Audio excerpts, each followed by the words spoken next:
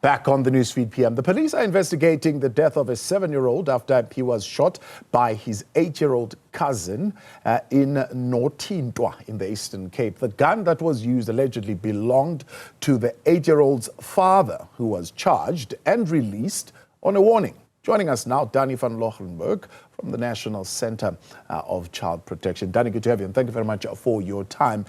How common are incidences involving guns and children in South Africa, one, but two, are we seeing more and more such incidents? In other words, a rise in this kind of behavior? Well, obviously, one case is too many. So seeing this case again today, like many previous cases, it's heartbreaking because it changes the lives of not only obviously the parents that lost a child, but also the child that picked up the gun and shot his cousin and obviously his family. So we are seeing a rise. We are seeing parents not doing the basics of making sure that when they own firearms, like in this instance was a legal firearm, putting them away and storing them safely in their safe. Yeah.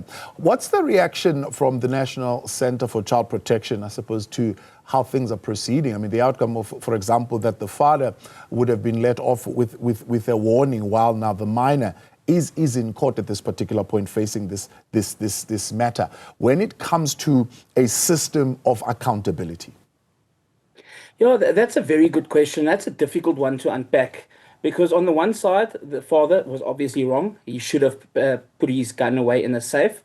But at the same time, unfortunately, because there was a cousin, and we're not sure exactly what happened and transpired within the room where the shooting took place, it is a difficult one to unpack. We would have liked to see the father being held accountable and spending time at least this weekend behind bars so that they can get all the information, understand why the gun was outside, why it was within reaching distance, because it was just open in the room, and then obviously make sure that the child, in this case the 8-year-old, gets the necessary help and the social workers to get the information from this child, and also make sure of the well-being of the child in this instance. Yeah. Do you believe that holding parents criminally liable for failure to safeguard a firearm is something that is taken seriously within the criminal justice system of the country, but also by owners of handsets? I think we can do more. I think it's important, like I said when we started, I think one case is one too many. And there needs to be stricter regulations. And there needs to be stricter control. We've seen way too many of these cases. And earlier today, when your team made contact with me, I quickly had a look at some of the previous cases. And there's way too many cases like this happening. So yes, parents need to be has to take responsibility. There needs to be stricter guidelines and rules.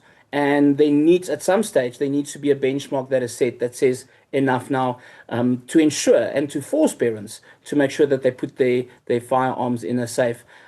We cannot have this, because the long-term effects of this is obviously massive. Yeah. Not only on the 8-year-old, but on the families as well. From the psychology point of view, and as you speak about the 8-year-old, I mean, talk to me about what is the psyche and the thinking around an 8-year-old picking up a firearm and discharging it. Well, again, unfortunately, we don't have all that information of what transpired in the bedroom or at the time of shooting. So in my mind, I would think that the child would not have thought that the gun would be a real gun, because unfortunately, some parents still buy toy guns for their kids to play with and probably did not think it's a real gun, then, fired the gun, not probably knowing what he or she is doing. And then that reality will set in over time.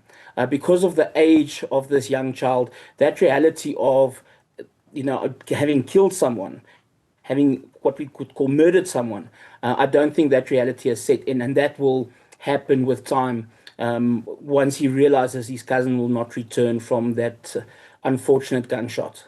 Yeah, the impact of the 8-year-old now having to interact with the criminal justice system, how are they taken through that particular process, and what support, I suppose, does a child who unintentionally kills another and has to be taken through the system and the processes get, I suppose, rehabilitated? Yeah, so what will happen now is, and following all the reports that are currently available, a social worker has been assigned to this child. So this child will interact with the social worker.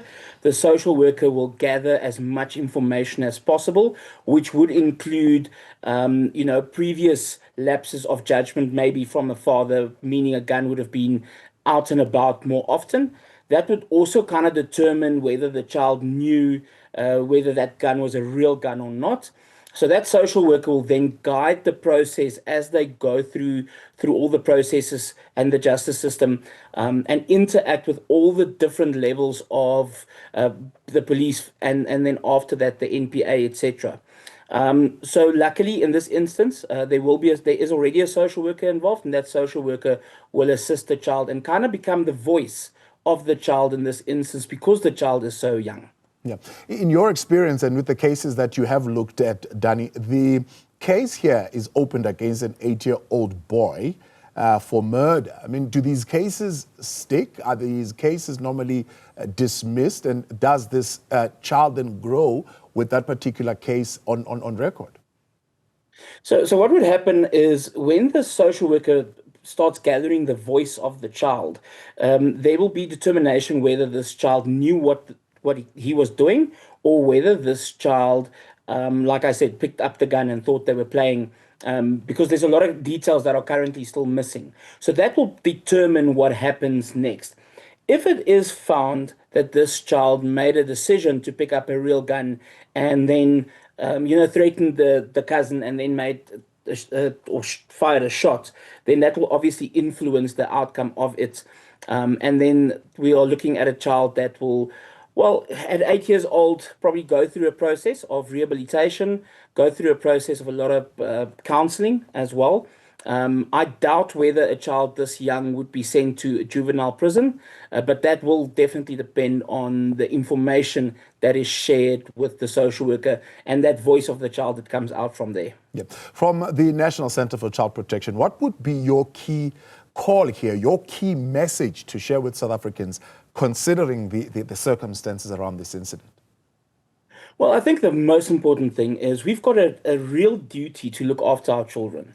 And one of those includes to make sure that our children are safe when they're under our care. So parents, if you've got, whether it's a gun, whether it's other weapons, whether it's just a drawer with knives and forks, it's very important that you ensure that the children do not have access to those kind of weapons. So from our side, I think it's important that parents take responsibility, make sure that their children are safe, and also educate their children. The gun on the outside is obviously completely unacceptable, and there are laws that are supposed to govern that. But there's so many other things that could hurt another child, and especially when children are left alone. So it's important that parents take responsibility, put away what can hurt a child, and have conversations with your children around what is acceptable behavior and what is not acceptable behavior. Danie van Loggerenberg, appreciate your time. Thanks for coming on. He's with the National Center for Child Protection there.